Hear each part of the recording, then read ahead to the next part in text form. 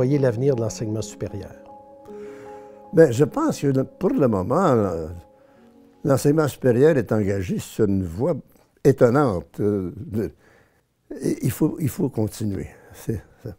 Je pense qu'un premier défi, c'est de plus en plus d'élargir l'accès à l'enseignement supérieur pour tous.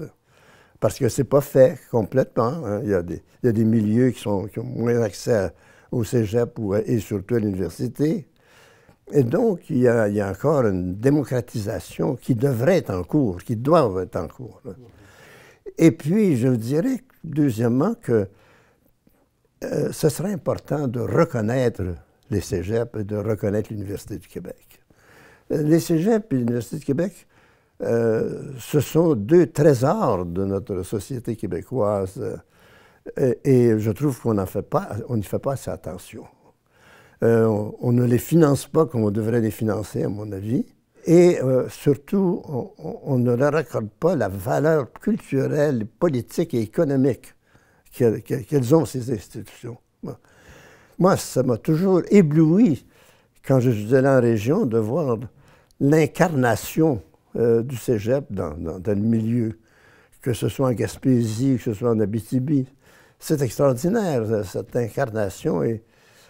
Et donc, le cégep est un lieu qui peut être de plus en plus, et l'Université du Québec de plus en plus, un milieu de bouillonnement culturel et de développement d'initiatives économiques aussi. Et ça, vous le voyez aussi pour les universités, parce que vous parlez des régions, là? Oui, tout à fait. C'est la même chose, parce que, vous savez, ce qui, je pense, a changé les régions, c'est le fait que les cégeps et les campus universitaires ont amené dans les régions des enseignants de l'enseignement supérieur. Ça, c'est une classe sociale qui n'existait pas en 1950, la classe des enseignants. Je l'ai vu à plusieurs reprises, ça m'a toujours frappé. Comment la classe des enseignants s'est développée au Québec comme ça, à partir de zéro, je dirais presque, hein, pour remplacer les curés et les religieuses.